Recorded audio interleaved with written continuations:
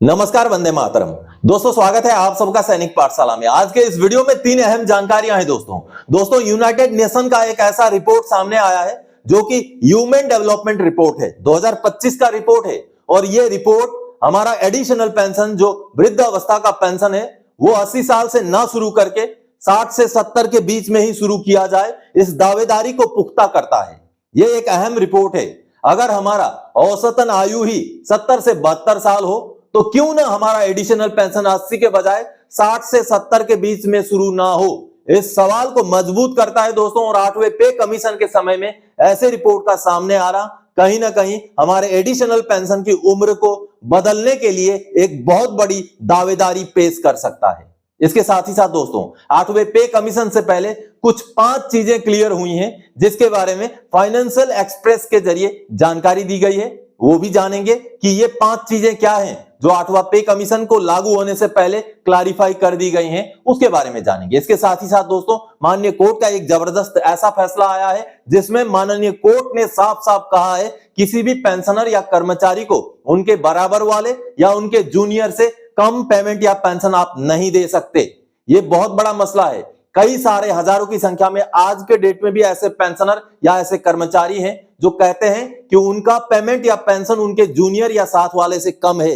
ये अहम मुद्दा है दोस्तों, आपको भी मोटिवेट करने वाला ये माननीय कोर्ट का जजमेंट है जिसके बारे में आज के इस वीडियो में जानेंगे। दिसंबर महीने का ही जजमेंट है। तो चलिए इन्हीं 3 विषयों को लेकर आगे बढ़ेंगे आज के इस वीडियो में। लेकिन आगे बढ़ने से पहले दोस्तों, हमेशा की तरह मेरा आप सबसे आग्रह है, अगर सैनिक पाठशाला चैनल का वीडियो आप पहली बार देख रहे हैं या अभी तक चैनल को सब्सक्राइब नहीं किया है तो चैनल के साथ जुड़े रहने के लिए, आपसे जुड़ी हुई भरोसेमंद ऑथेंटिक जानकारियों को पाते रहने के लिए चैनल को सब्सक्राइब जरूर करें। क्योंकि ये सामने के आंकड़े देखिए दोस्तों, अभी भी बहुत सारे ऐसे व्यूअर्स हैं जो चैनल के सब्सक्राइबर नहीं है लेकिन व्यूअर्स हैं, देखते हैं वीडियोस। तो उनसे मेरा आग्रह है कि पहले फटाफट से चैनल को सब्सक्राइब करें, फिर आगे वीडियोस देखना कंटिन्यू रखें ताकि आपको किसी भी जानकारी से महरूम होना ना पड़े। और अगर वीडियोस अच्छे लगते हैं तो दोस्तों के साथ भी शेयर करें और मुझे मोटिवेट करने के लिए वीडियोस में लाइक जरूर करें। अगर आप देख रहे हैं वीडियो अच्छा लगा तो लाइक जरूर कर दीजिएगा। चलिए अब आगे बढ़ते हैं। सबसे पहली जानकारी दोस्तों, कोर्ट ने कहा जूनियर से सीनियर का पेमेंट कम नहीं दे सकते। रिवीजन करो, नया पीपीओ निकालो और पेमेंट बढ़ाओ। जी हां दोस्तों, ये 2 टुक माननीय कोर्ट ने जजमेंट दिया है। चलिए माननीय कोर्ट का जो आदेश आया है उसको देख के समझते हैं।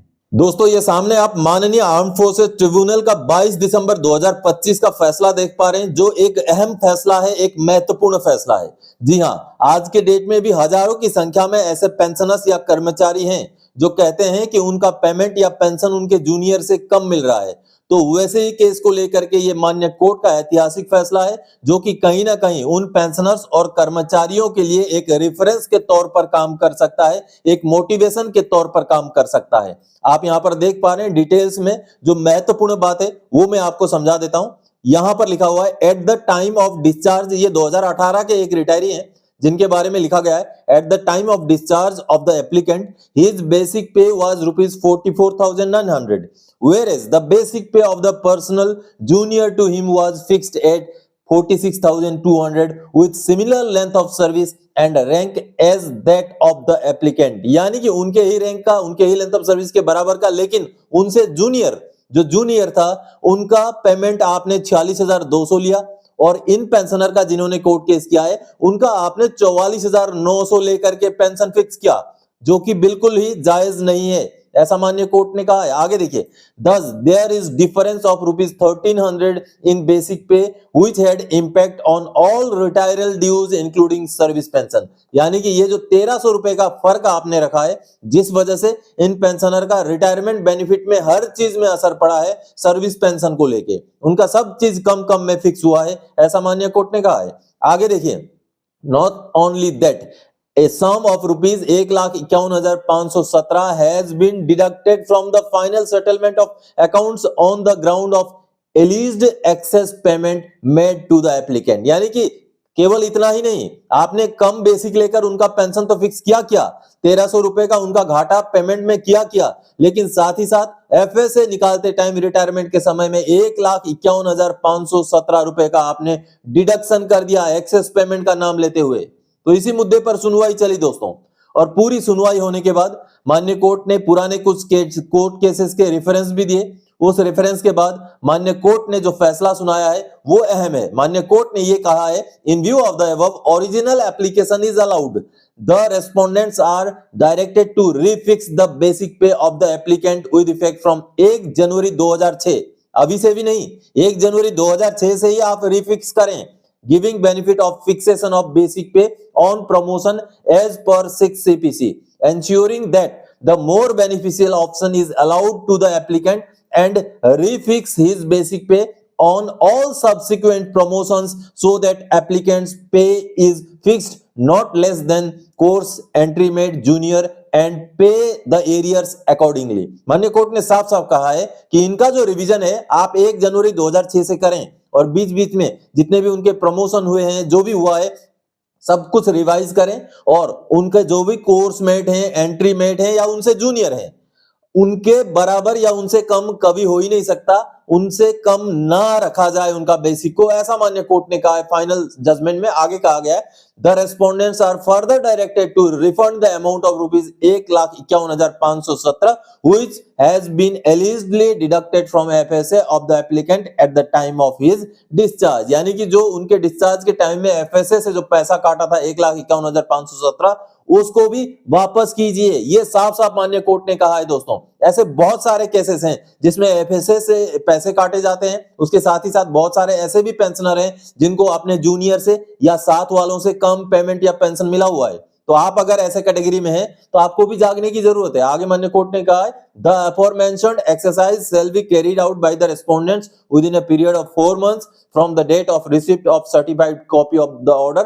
Default will invite interest 8% per annum till actual payment। यानी कि दोस्तों माननीय कोर्ट कहीं ना कहीं ऐसे मसलों पर, जूनियर से सीनियर का कम पेमेंट कम पेंशन वाला मसला हो या FSA के दौरान या कभी भी पेंशनर से रिकवरी का मसला हो, ऐसे मसलों में माननीय कोर्ट का जो जजमेंट होता है वो पेंशनर के फेवर में ही होता है। अमूमन केसेस में यही देखा गया है। जो भी इफेक्टिव हैं, जो भी पेंशनर हैं या जो भी कर्मचारी हैं जिनका कम मिल रहा है, तो उनको ये कार्रवाई कर लेनी चाहिए। ये सामने आपको मैं एक कंपैरेटिव स्टेटमेंट दिखा रहा हूं जिसमें एक सीनियर और जूनियर का कंपैरिजन है।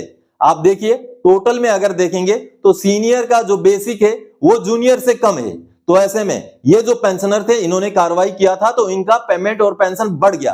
तो ऐसे में आप भी अगर किसी के साथ कंपेयर कर पाए अपने साथ वाले या जूनियर के साथ, तो कंपैरिजन शीट जो अभी मैंने आपको फॉर्मेट दिखाया उस फॉर्मेट के हिसाब से बना करके आप अपने रिकॉर्ड ऑफिस को प्रोसेस कर सकते हैं। जब रिकॉर्ड ऑफिस से अगर ऑटोमेटिकली हो जाए तो ठीक है, नहीं हो तो जैसे मैंने आपको कोर्ट का जजमेंट दिखाया आप भी कोर्ट का रुख करने का मन बना सकते हैं। दोस्तों चलिए अब अगली जानकारी। दोस्तों 8वें वेतन आयोग से पहले 5 मुद्दों पर क्लैरिफिकेशन आया। देखें फाइनेंशियल एक्सप्रेस की रिपोर्ट। जी हां, 8वां पे कमीशन तो अब जब आएगा तब आएगा, लेकिन उससे पहले कुछ क्लैरिफिकेशन सामने आए हैं जो फाइनेंशियल एक्सप्रेस की तरफ से छापा गया है, उसको देखते हैं। चलिए दोस्तों 2025 का पूरा साल 8वें पे कमीशन की चर्चा को लेके निकल गया। ऐसे में प्रोग्रेस ये हुआ है कि 8वां पे कमीशन गठित हो गया है। 8वां पे कमीशन का नोटिफिकेशन निकल गया है। पूरा 2026 का साल या 27 का साल अब 8वां पे कमीशन के ऊपर काम चलेगा। तो ऐसे में 8वां पे कमीशन को लागू होने से पहले कुछ 5 मेजर चेंजेस है जो अब क्लियर हो चुकी हैं, जिसको लेकर के फाइनेंशियल एक्सप्रेस का ये रिपोर्ट सामने आया है। आप देख पा रहे हैं जहां लिखा हुआ है 5 major changes for central government employees in 2025 as 8th pay commission remains distant. यानी देखिए अब 8वां पे कमीशन को तो समय लगेगा, तो उससे पहले कुछ 5 ऐसी चीजें हैं जो क्लैरिफाई हो चुके हैं, ये यहां पर कहा गया है। और 5 कौन सी चीजें हैं, कौन से मुद्दे हैं उसको समझें।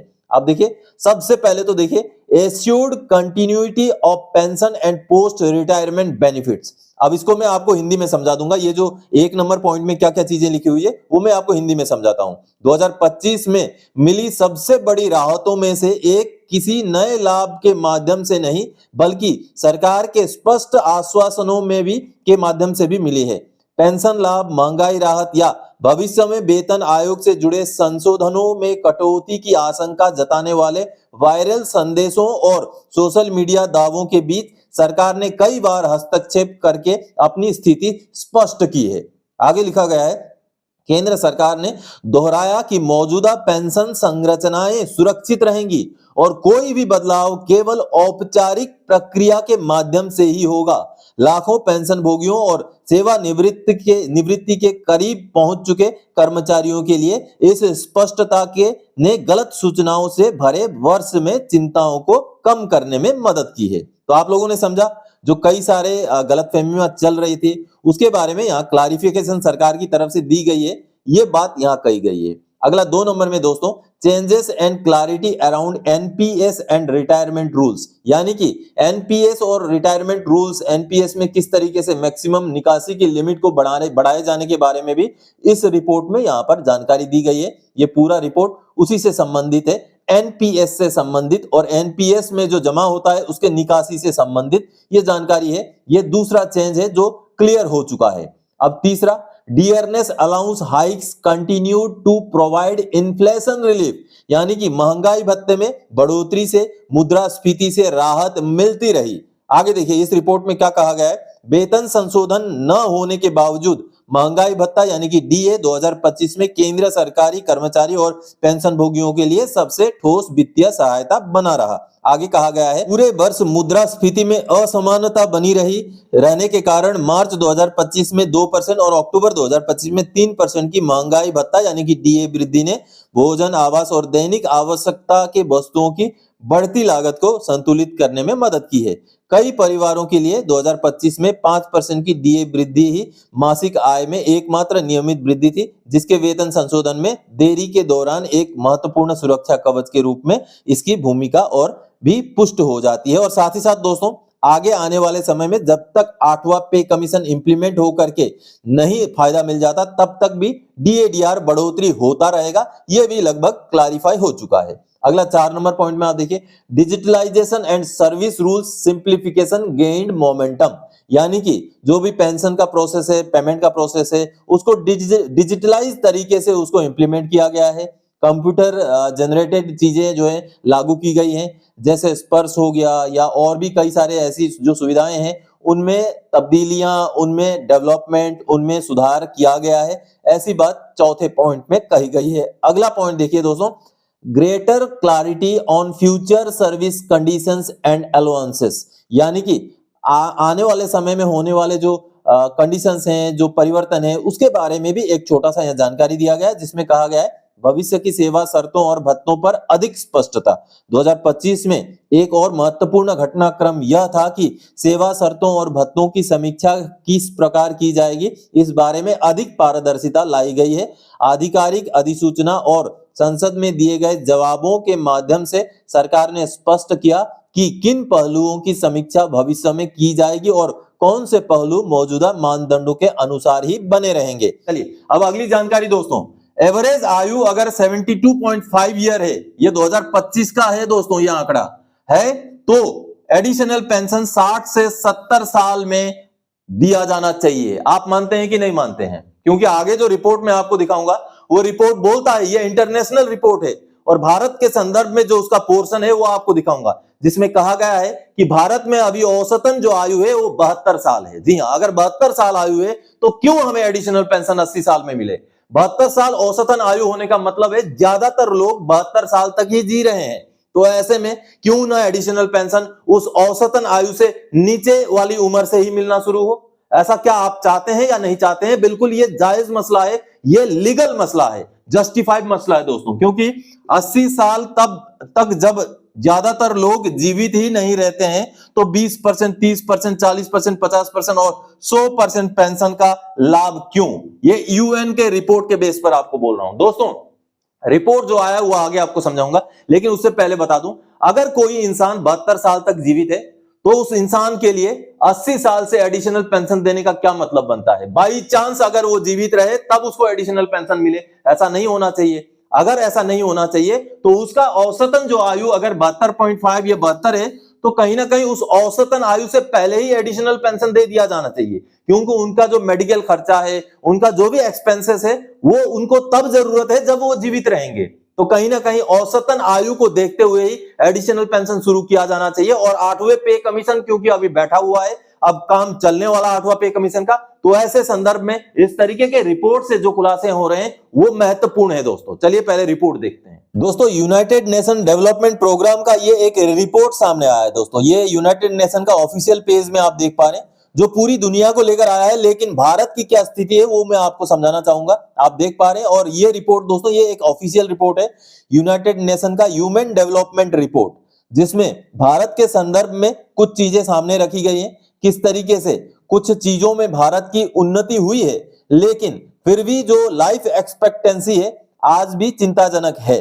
और उस लाइफ एक्सपेक्टेंसी को लेकर के जो भी स्कीम्स हैं, रूल्स हैं, उनको बदलने की जरूरत है। ये समय समय पर मांग उठती रही है और उठती रहेगी। और खास करके अभी 8वें पे कमीशन के रिपोर्टिंग के समय में, अब 8वें पे कमीशन के काम किए जाने के समय में, ये जो रिपोर्ट्स हैं यूनाइटेड नेशन का 2025 का ह्यूमन डेवलपमेंट रिपोर्ट, ये महत्वपूर्ण हो जाता है दोस्तों। क्योंकि आप अगर यहां पर लाइफ एक्सपेक्टेंसी का जो स्टेटस देखेंगे तो आप देख पा रहे हैं life expectancy rose from 58.6 years in 1990 to 72 years in 2023। यानी कि ये जो 2025 का रिपोर्ट आया है, ये ह्यूमन डेवलपमेंट को लेकर के यूनाइटेड नेशन का रिपोर्ट है। इस रिपोर्ट के हिसाब से भारत में 1990 में जो औसतन आयु थी वो 58.6 इयर्स की थी, यानी कि 58.6 साल की थी, जो बढ़ के अभी 2023 में 72 साल हो गई है। ठीक है, यहां तक तो ठीक है, लेकिन इसके साथ बताया गया the highest recorded since the index began, यानी कि ये इंडेक्स जब शुरू हुआ है, लाइफ एक्सपेक्टेंसी का जब ये औसतन आयु की जब से इंडेक्स शुरू हुई है तब से लेकर अभी तक की ये हाईएस्ट जो है वृद्धि है, हाईएस्ट ये डेवलपमेंट है। क्योंकि इसमें कुछ स्कीम्स का भी यहां जिक्र किया गया है। National health programme by successive government such as the national rural health mission, Ayushman Bharat, Janani Suraksha Yojana and Poshan Abhiyan have continued significantly to this achievement. यानी कि ये जो स्कीम्स हैं जो सरकार ने लागू किए हैं, विभिन्न समय में विभिन्न सरकारों ने ये जो स्कीम्स लागू किए हैं, उन्हीं स्कीम्स की वजह से ये लाइफ एक्सपेक्टेंसी में बढ़ोतरी हुई है, ऐसा इस रिपोर्ट में कहा गया है दोस्तों। और ये एक ऑफिशियल रिपोर्ट है, ये एक इंटरनेशनल रिपोर्ट है दोस्तों। अभी जो रिपोर्ट आप सबने देखा दोस्तों, अब एक लीगल अवेयरनेस आप देखिए, ये वाला लीगल अवेयरनेस जिसमें लिखा हुआ है senior pensioners right legal awareness. India's average life expectancy 2025 का है 72.5 years. Additional pension payable only after 80 years of age. जब लाइफ एक्सपेक्टेंसी अगर 72.5 साल है और एडिशनल पेंशन 80 साल में जो शुरू होता है, तो ये क्या है? When the average citizen does not even reach 80 years, linking additional pension to such an age defeat the very objective of social security। यानी कि अगर ज्यादातर इंसान उस उम्र तक पहुंच ही नहीं पाते हैं जिस उम्र में एडिशनल पेंशन शुरू किया जाता है, तो कहीं ना कहीं ये सोशल सिक्योरिटी का खिलाफ है, सोशल सिक्योरिटी के मुद्दे को फुलफिल करता ही नहीं है। आगे लिखा गया such a policy is arbitrary, unreasonable and contrary to the principles of welfare governance. ये बिल्कुल भी जो हितधारकों के लिए अच्छा नहीं है, ये अच्छा गवर्नेंस का जो है प्रतीक नहीं हो सकता है, ये अनरीजनेबल है, ये आर्बिट्रेरी है। यही चीजें यहां बताई गई हैं। आगे बताया गया if the government genuinely intends to support the senior pensioners, additional pension must logically begin at 65 to 70 years when financial and medical vulnerabilities actually arise। यानी कि अगर सही में सरकार वृद्ध पेंशनर्स को कुछ देना चाहती है, एडिशनल पेंशन का फायदा देना चाहती है, देने का अगर जो है दिल में अगर सही सही साफ साफ अगर इरादा रखती है, तो कहीं ना कहीं 65 से लेके 70 साल के बीच में एडिशनल पेंशन शुरू किया जाना चाहिए, यह यहां कहा गया है। Welfare cannot be illusory. Pension policy must be fair, reasonable, justiciable। दोस्तों 8वें पे कमीशन के संदर्भ में ये जो पॉइंट्स यहां कही गई हैं, ये जो पॉइंट्स कही गई हैं, ये बेहद अहम हो जाती हैं। इसी वजह से दोस्तों अब जो रिपोर्ट सामने आया है, ये आने वाले समय में कहीं ना कहीं ये रिपोर्ट्स भी हमें पे कमीशन को भिजवाने चाहिए, ताकि जब भी एडिशनल पेंशन का रिकमेंडेशन पे कमीशन करे तो इन रिपोर्ट्स को भी मद्देनजर रखते हुए करे। क्योंकि जिस एज तक ज्यादातर पेंशनर पहुंच ही नहीं पाते, तो उस एज से एडिशनल पेंशन शुरू करने से कोई मतलब नहीं बनता है। तो बेहद अहम ये मांग है, बेहद अहम ये रिपोर्ट है दोस्तों। तो दोस्तों आज के इस वीडियो में इन्हीं जानकारियों के साथ आया था। आगे और कोई जानकारी दायक आपसे सरोकार रखने वाला विषय लेकर मैं फिर से हाजिर हो जाऊंगा। तब तक के लिए जय हिंद दोस्तों।